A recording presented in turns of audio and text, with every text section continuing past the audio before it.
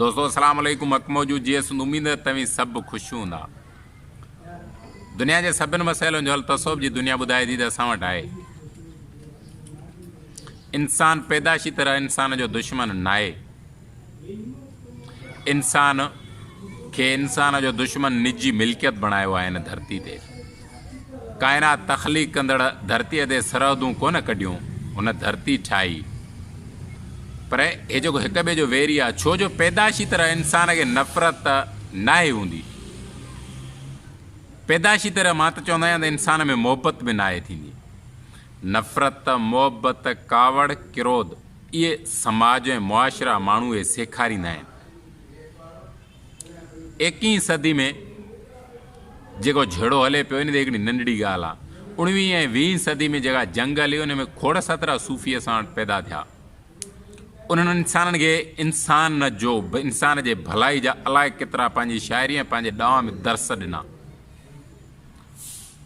इंसान खां मथे हिन काइनात में को बि कोन्हे, इहो हुननि खे हुननि सम्झायो।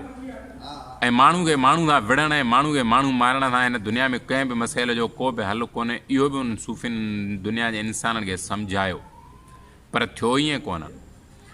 20वीं सदी जा माण्हू जॾहिं 21वीं सदी ॾे टपी पिया, उन हिकिड़ो सूफ़ी जो तोपूं, जंगियुनि जा सामान, बंदूकूं, इंसानी मारण जा औज़ार खयो जॾहिं विया पए, उन सां गॾु हिकिड़ो सूफ़ी जंहिंखे गोदड़ी कंध में ॻाढ़ो लटो मथे सां ॿधलो, उहो बि उन सां गॾु पोयां पोयां उनजे जॾहिं वियो पए त उते पुलिस वारनि उनखे ॿांह खां वरितो। तूं किरां थो वञी? चई हिननि खे सम्झाइण थो वञा, ड्यूटी सां आहियां। जी कहिड़ी सां? चई मूं हिननि खे ॿुधायो आहे, हिननि खे मूं अॼु ॾींहं ताईं सम्झायो आहे त इंसान खे मारण सां कंहिं बि मसइले जो हल कोन्हे को। छो जो जेकॾहिं अखि जे बदिले में अखि कढिबी त पोइ इहो दुनिया सॼी अंधी थी वेंदी। हिन दुनिया जो इंसाफ़ इहो थो चवे त हिकिड़ो माण्हू मरी वियो आहे, हाणे इन मोल खे इंसाफ़ ॾियो, ॿियो बि मारियो। इन करे इहो इंसाफ़ न आहे, हिन सां इहा दुनिया न हलंदी। सदी में बि असां हिननि खे सम्झायोसीं त माण्हू मारण सां कंहिं बि मसइले जो हल कोन्हे को। पोइ उहो हाफ़िज़ शिराज़ी जी सूरत में हिननि सम्झायो, उमर ख़याम जी सूरत में हिननि सम्झायो, या अलाए केतिरा रूमी जी सूरत में सम्झायो, लतीफ़ साईं जी सूरत में सम्झायो, शहीद शाहनाज़ जी सूरत में सम्झायो, फ़क़ीर जाण जी सूरत में सम्झायो, चीज़ल साईं जी रखियल साईं जी सूरत में सम्झायो, या हिन सिंध में अनेक ऐं हज़ारे नाला हिन सॼी दुनिया में हुआ जिन्हनि खे सम्झायो। छो जो तसव्वुफ़ जो वहदतुल वजूद जो नज़रियो या सूफ़ी जो नज़रियो दुनिया में रुगो मुस्लमाननि में न थींदो आहे, इस्लाम में न आहे।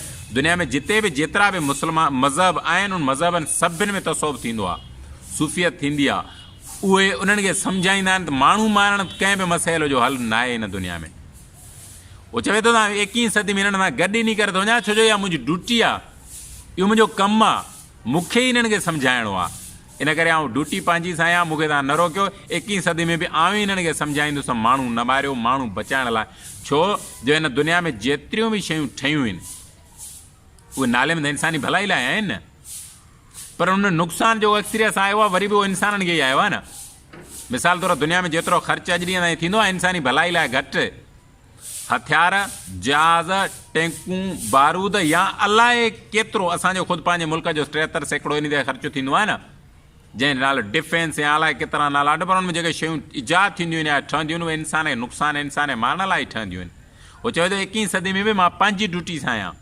जेकॾहिं वाक़ई में छा सूफ़ी जो नज़रियो दुनिया में लागू कजे, अमुन थींदो, सलामती थींदी, भाईचारो थींदो, मुंहिंजी सम्झ में थींदो। उहो इन करे जो वाइद हे आहे जेको चवे थो त पंहिंजे वजूद हिन खां ॿाहिरि ज़ालिम कोन्हे, मुंहिंजे वजूद खां ॿाहिरि कोई अज़ीज़ कोन्हे। बाक़ी जेको ॿाहिरि आहे, बाक़ी जंहिंजो मज़हर आहे, बाक़ी जंहिंजो ॾेख आहे, इहो ज़ाते हक़ आहे, इहो इन सां झेड़ो न। इन्हीअ सम्झ, प्यार ऐं मोहबत वारे सम्झाए सघिजे थो, नफ़रत वार न।